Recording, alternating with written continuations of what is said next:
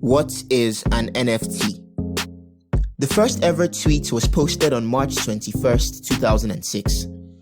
To commemorate its 15th anniversary, Twitter CEO Jack Dorsey auctioned the tweet for $2.5 million. The proceeds from the sale are to go to get.Africa, a charity organization that gives cash to families in Kenya, Liberia, Malawi, and Rwanda living in extreme poverty. Through Dorsey and get.Africa, scores of people on the continent will benefit from NFTs without having to understand what they are and what the hype is all about. But wait a minute, you can sell tweets now? And what are these NFTs that everyone keeps talking about? NFTs are one of the hottest trends in tech. If you are yet to get a hang of it, I know that by the time any explanation starts with, an NFT stands for a non-fungible token, blah blah blah, most of us have already switched off. But stay with me. In economics, an item is said to be fungible when that item is interchangeable. Perhaps the best example is money. If person A lends person B a 1,000 naira note, it doesn't matter to person A if they are repaid with a different 1,000 naira notes. In the same sense, person A can be repaid with 5 200 naira notes and will still be satisfied, since the total equals 1,000 naira. But with non-fungible items, it's different. They aren't interchangeable. Back to Dorsey again. And what he has done is to create a digital certificate for his tweet that's signed and verified by him. The certificate is unique and not interchangeable. The certificate is called an NFT.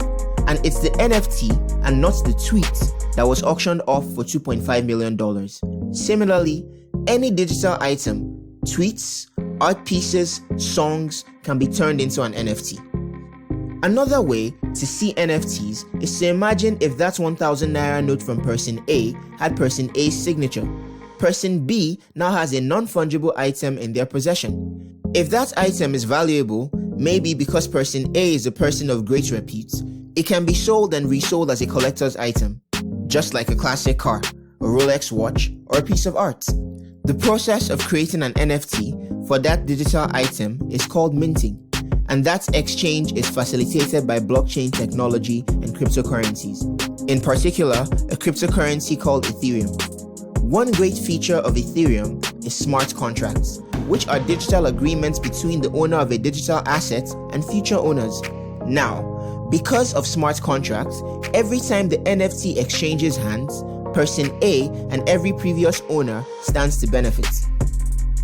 It's for this reason that the arts and creative industries are very excited about NFTs. Right now, they are the ones fueling the hype.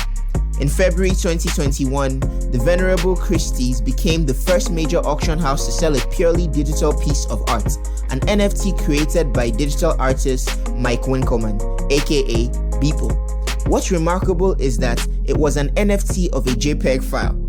It eventually sold for a whopping $69 million. NFT mania has reached Africa too.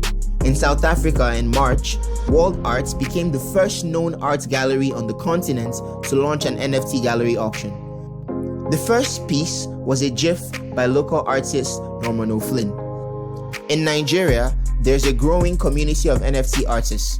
One of the most prominent is a Lagos-based artist called Jacone Osinachi, who reportedly makes several tens of thousands of dollars for his artworks. There's also a growing community of art collectors. However, the use cases of NFTs extend beyond the creative industry. Because they are unique and non-interchangeable, NFTs can be used to store all kinds of data, private and public, from birth certificates to health data and land records. Whether NFTs will change the world as we know it, or be a fad that goes as quickly as it came, only time will tell.